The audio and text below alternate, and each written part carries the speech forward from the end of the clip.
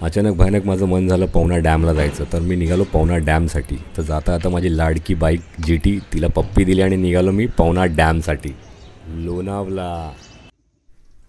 ये फायनली मी पोचलो आहे लोणावळा पवना डॅमला. तर ही मिडलवाली रूम मी घेतली आहे. पूर्ण काच आहे आणि कर्टन लावलेत. बोललो जरा आता सामान ठेवलं मस्तपैकी, बोललो बाहेर येऊन बॉडी फ्लेक्स करूया.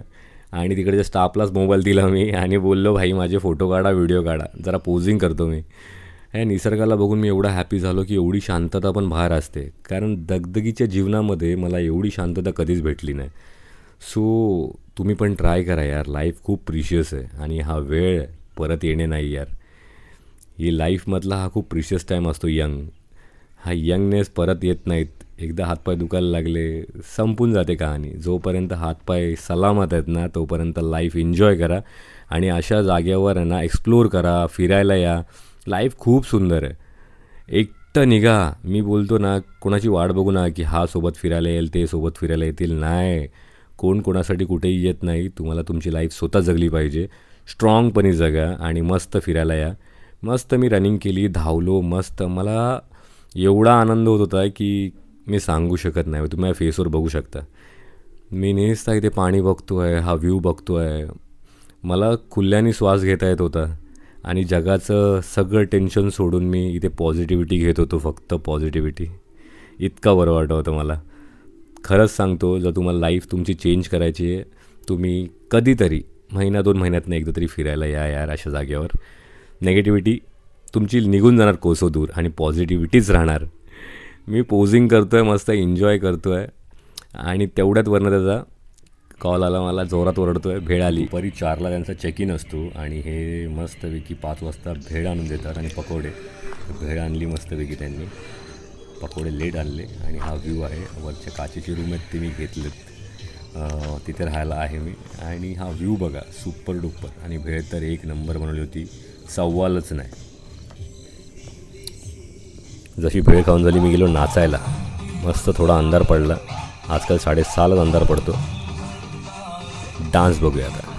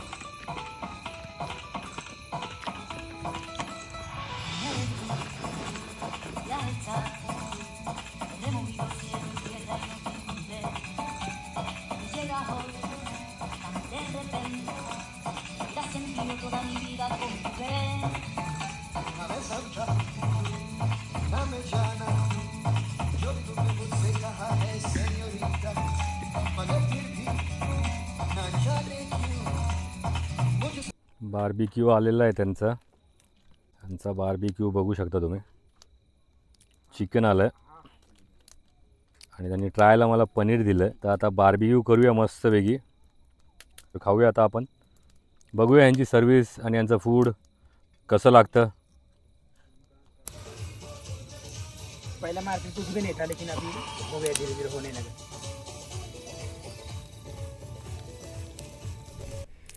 ग्लास असा मॅरिनेट केलेला आणि एकदम चीझी चिकन बार्बिक्यू बनवलं होतं त्यांनी. आणि पनीर पण एक नंबर. बघा ना, मेल्ट होता, मेल्ट निसता. किती मेल्ट होतो आहे, चेक करा ना. मी बोललो भाई मला पण करायचं आहे, मी स्वतः हाताने करणार आहे. पनीर बनवूया. पनीर त्यांना दाखव. पनीर दिसतोय ना पनीर. अरे थोडा पडला, मेल्ट झाला, सॉरी, समजून घ्या. आम्हाला काय जेवण एवढं बनवता येत नाही, पण यांचं फूडच एवढं डिलिशियस आहे की ते मेल्ट होतं आहे. हाय हाय हाय हाय.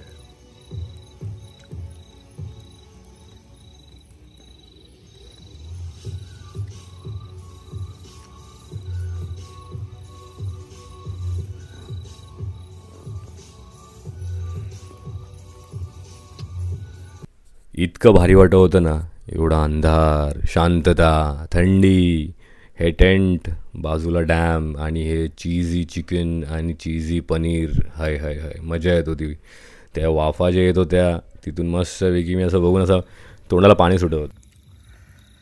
Super taste.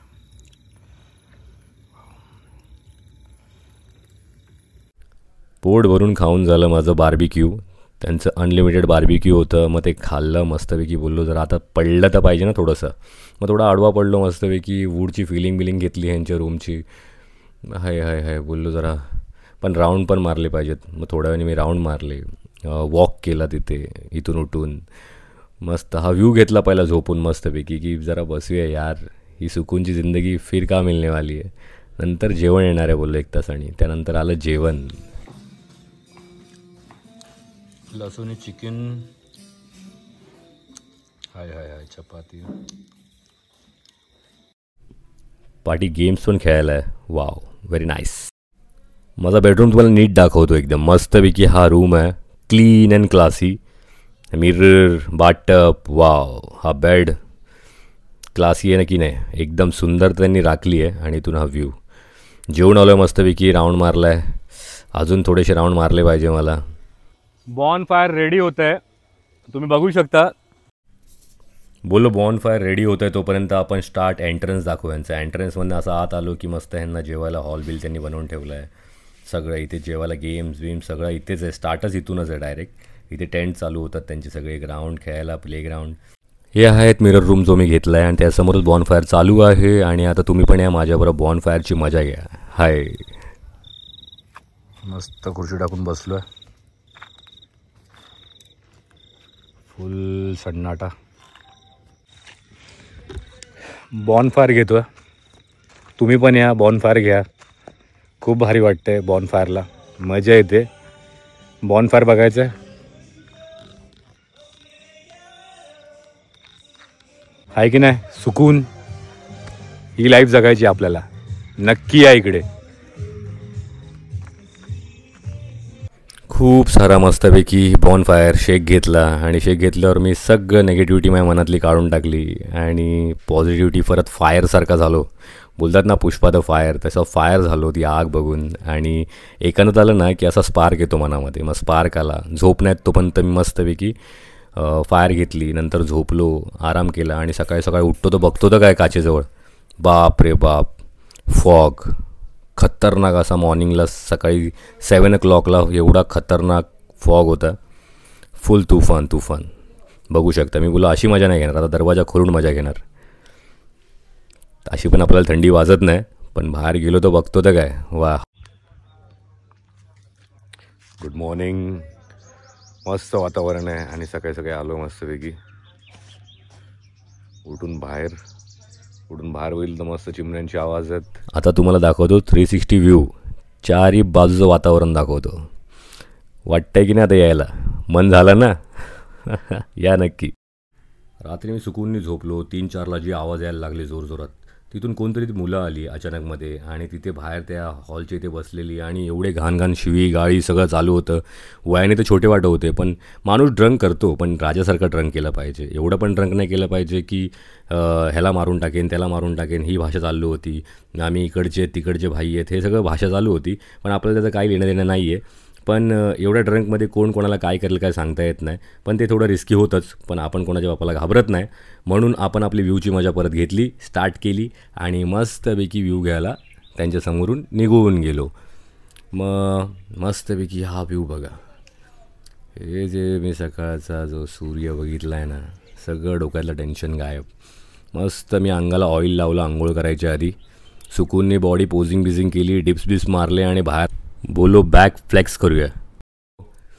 Back double bicep दाखवला मस्तपैकी ताणून विथ काप मसल. आणि बॅक डबल बायसेप झाल्यावर मी front bicep, front muscle, front double bicep.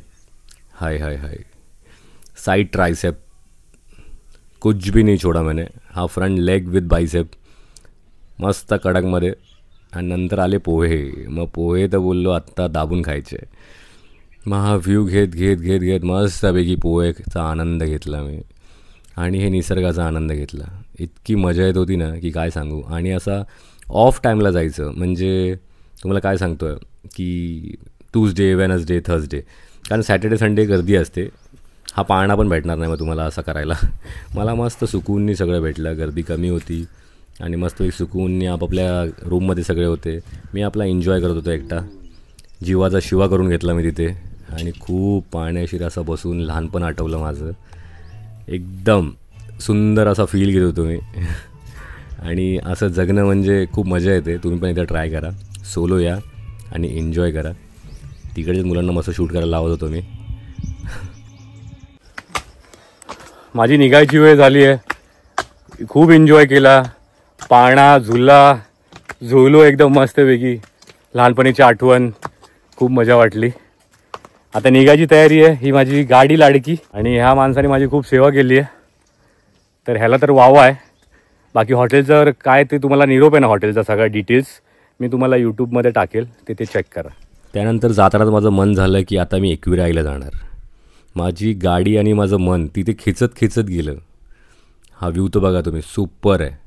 Pavana डॅमकडनं जाताना मस्तपैकी वाव, सुपर शांती आहे की नाही.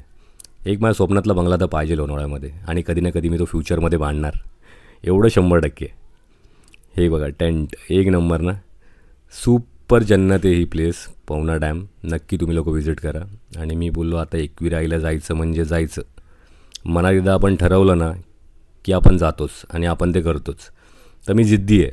तर मी तसाच निघालो एक्विराईला. मस्त पायऱ्या चढलो, मस्तपैकी फास्ट वरती गेलो आणि आलो माझ्या एक्विराईकडे.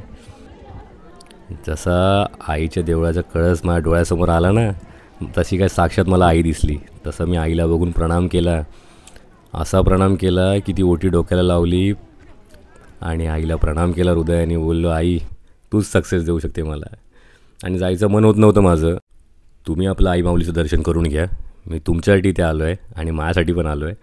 तर माझे फॅन खुश, मी पण खुश. आणि दर्शन घेऊन मी आलो खाली बघतो तर काय साक्षात एक्विराईच दिसली मला खाली. तिच्याशी मस्त छान अशा गप्पा मारल्या खूप साऱ्या. तेवढं तर मी टाकू शकत नाही ब्लॉगमध्ये, तुम्ही वैतागसाल. तर ब्लॉग खूप मोठा होऊन जाईल. मग तिच्या पाया पडलो, तिने गंधक लावलं मला, खूप साऱ्या गप्पा मारल्या, हात मिळवला. त्यानंतर पण आपल्या खूप साऱ्या गप्पा झाल्या. ती बोलली कॅमेऱ्याकडे बघ लेका. तर मी तिला हात मिळवला आणि खाली आलो. ती अशी गप्पा मारून झाल्यावर तिला पैसे दिले आणि नंतर मग खाली आलो. बोललो आई, सगळ्यांना आई हाक मारली. तर आईने मला लाडालाडाने 1 ग्लास 2 ग्लास पिऊनच जा. सगळे मला एवढे जीव लावत होते ना की काय सांगू तुम्हाला. ती ताक देत होती आई. आणि मग पुढची एक आई होती, त्यांच्याकडनं थोडं वस्तू मी सगळ्यांकडनं घेतले. कोणाकडनं कैरी, कोणाकडनं काकडी. मग तिकडे पुढची एक आई आहे ती पण मला हाक मारते तिकडे, बाळा माझ्याकडे पण आहे, माझ्याकडे पण काहीतरी घे. मी सगळ्यांकडे काय ना काय थोडं वस्तू घेत होतो. कोणालाही नाही बोललो नाही. तुम्ही पण इकडे गेले ना तर नक्की ह्यांच्याकडनं खरेदी करा. ही बघा ही आई आहे.